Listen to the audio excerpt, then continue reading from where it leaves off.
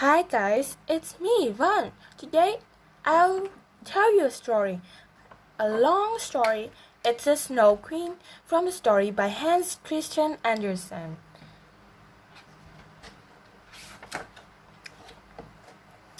Little Gerda lived with her grandmother at the top of a tall house in the city. The roof almost touched the roof of the house across the street. Gerda's best friend Kay lived there, and the two children often talked together to each other through the open windows. In the summer, they grew roses in the window boxes. In the winter, they stayed warm and listened to Gerda's grandmother telling stories.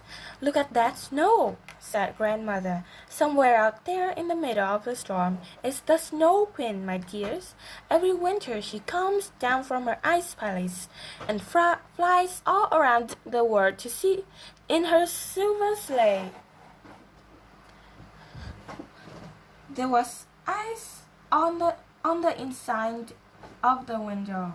Kay put his warm hands on the glass until the ice melted. He looked out and saw a lady's beautiful white face.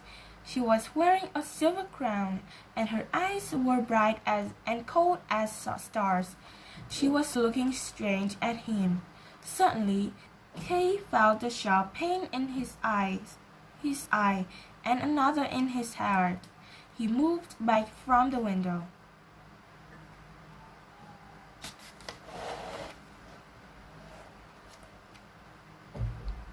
"Kay, what's the matter?" asked Gerda. She looked into his eye, but she couldn't see anything.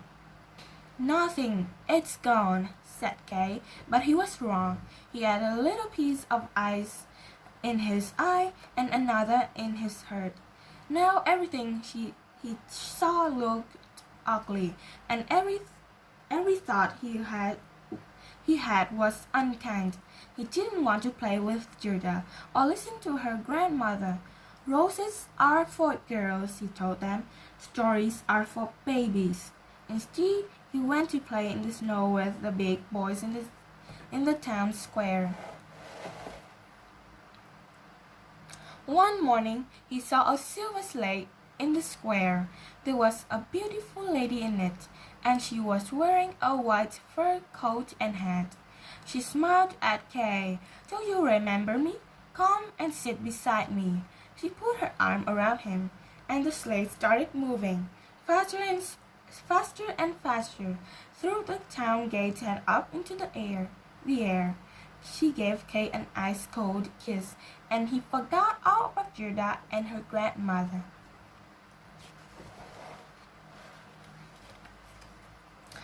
Gerda didn't forget. Kay thought, "What's happened to him?" he asked, but nobody knew. "Perhaps you found in the river," said the big boys. "Dear river," said Gerda, "do you have my friend? Will you take me to him?" She stepped into a little boat, and the river quickly carried her away from the city. Gerda was frightened at first, but he hoped to see Kay again soon. At last, the boat stopped near a little house. An old woman was sitting in the flower garden outside. "Little girl, where have you come from?" asked the old woman. Gerda explained about her friend. "Have you seen him?" "I haven't," said the old woman, "but you are very tired. Come inside and rest." The old woman was a witch, not a bad one, but she was lonely. She started combing Gerda's golden hair, combing away all her thoughts of home. "Sleep, my dear. Forget your friend. Stay with me." While Gerda was sleeping, the old woman went out to the garden. "Hide yourselves," she told the roses. "I want her to stay forever. I don't want her to remember her old life."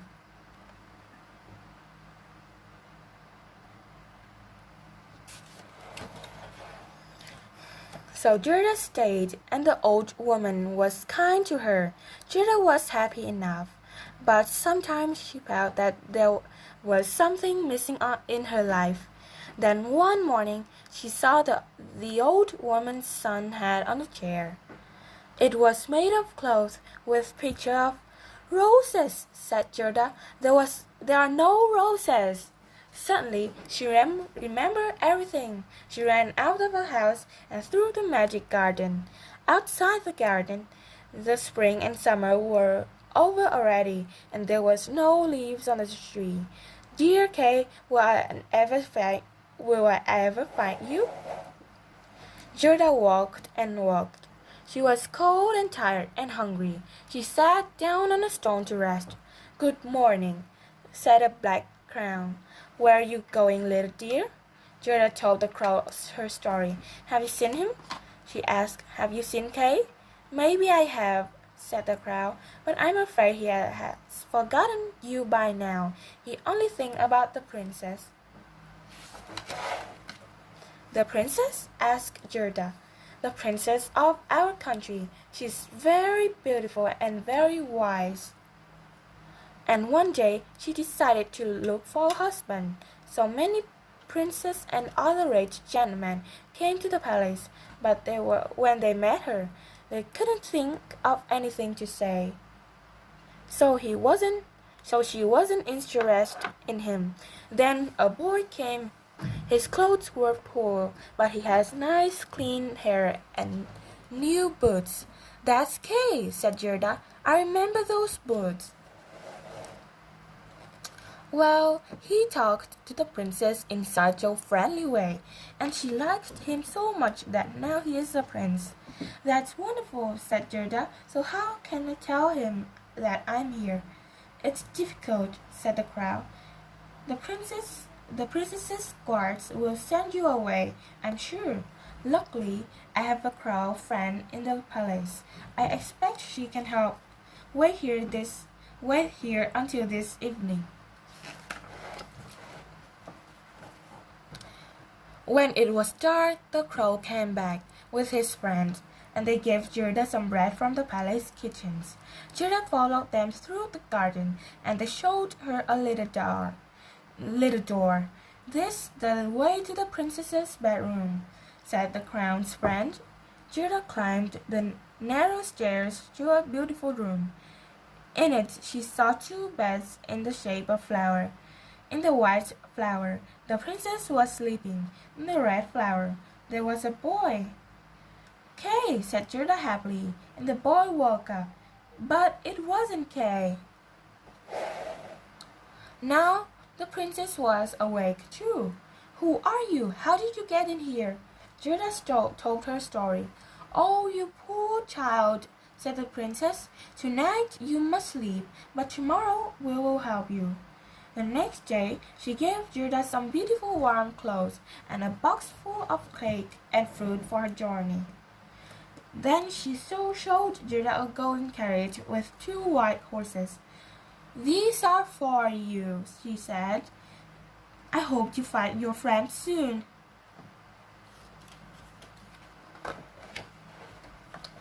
Oh, thank you, said Gerda. She said goodbye to the prince and princess and to the crows and left the palace. She drove into a dark forest, and the carriage shone brightly between the tall trees. Some robbers saw it and laughed. A golden carriage with no guards. We'll have that. They jumped out from the trees and caught the frightened horse. An old robber woman with a long knife pulled Gerda out of the carriage. Look at this one. I'll have her for my dinner. Then a wild little girl with black hair bit the old woman. Leave her alone. She can be my friend. Don't touch her, or I'll bite you again. We'll ride back to the castle in her carriage, and she can give me all her nice clothes.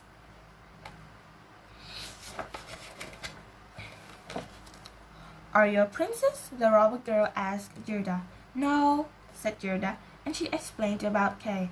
Huh? Don't worry about him, said the girl. Wait until you see our castle. I'll show you all my animals. The robber's castle was big and dark, with an enormous fire burning in the hall.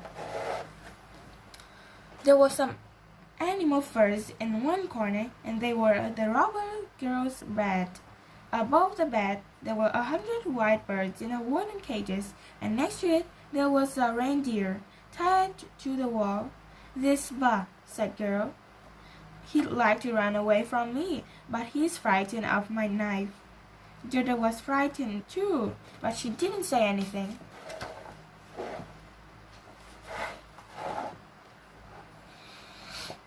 They had dinner by the enormous fire, and then they lay down on the furs. "Tell me again about Kay," said the robber girl. Kay is far away," sang the birds. "Oh, have you seen him?" asked Gerda. We have," sang the birds. "He went away in the Snow Queen's sleigh. So cold, so cold." "Where were they going, do you know?" "Probably to Lapland, where there's always ice and snow," asked Ba. "Yes, that's my country," said the reindeer. "It's a beautiful place. The Snow Queen has her summer palace there." "I must find him. How can I get there?" asked Gerda.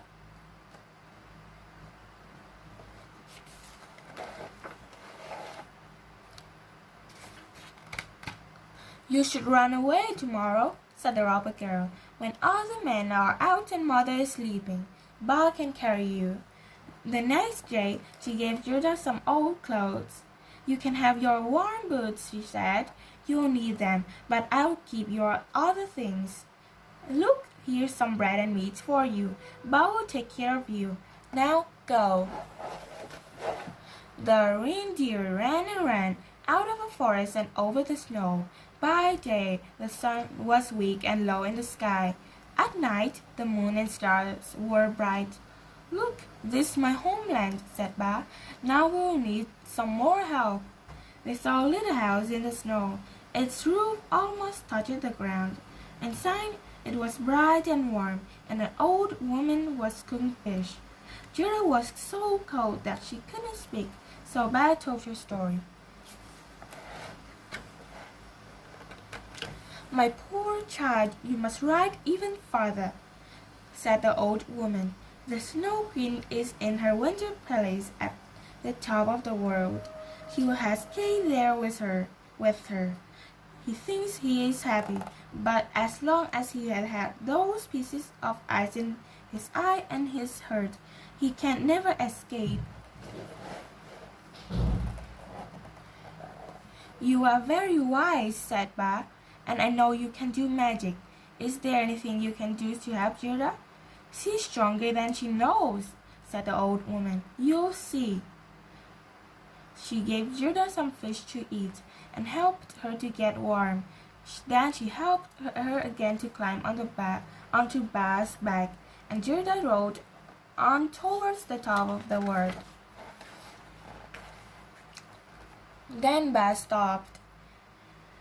"I can't go any further," he said. "You must walk out over the ice. You are almost there." Now the snow was all around Gerda, making the shapes of enormous, snarling white animals. These were the Snow Queen's guards. Gerda was terrified and saw a prayer. Her prayer made angel shapes in cold air. The angels found the white animals, and Gerda was able to walk through the gates and into the palace.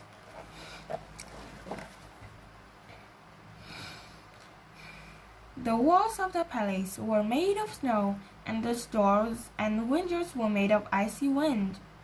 There were 100 empty rooms, lit by the northern light. In the middle was an enormous hall with a lake of ice, and in the middle of the lake was the Snow Queen's throne. But the Snow Queen wasn't there. She had gone to bring snowstorms to the warm countries of the south.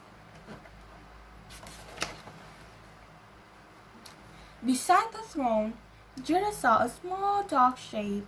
It was a boy, playing with some pieces of ice. She ran to him and put her arm around him. "Kay, at last I've found you!" Her warm tear washed over Kay's face and body and melted a little piece of ice in her heart. Gerda, is it really you? Now Kay was crying too, and his tear melted the piece of ice in his eye. Where am I? What am I doing here?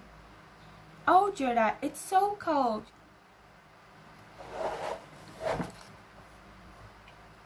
Gerda took his hand.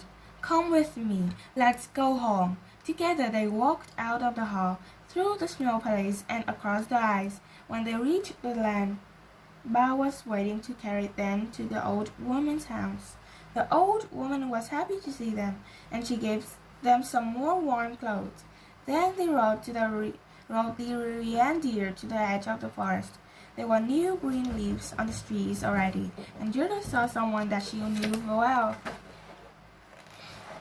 Hello, Gerda. Hello, Ba. The robber girl was riding a beautiful golden horse. I'm going to see the world, she said. So is you your friend, Kay? Well, Kay, you're lucky that Gerda loves you so much, aren't you? I hope you love her too. He said goodbye, and they rode onto the princess's palace. There were spring flowers in the palace garden, but the princess and prince were not at home. One day you'll meet them, Gerda told Kay. They were very kind to me. At last they reached the city and climbed the stairs of Gerda's house. The sun was shining, and grandmother was sitting by the window, and they could see the roses outside. Kay, Gerda, she said, oh my dear children. She held them in her arms. They were all together again, and it was summer, warm, beautiful summer. So, this is the end of the story, The Snow Queen. Hope you enjoy. Thank you.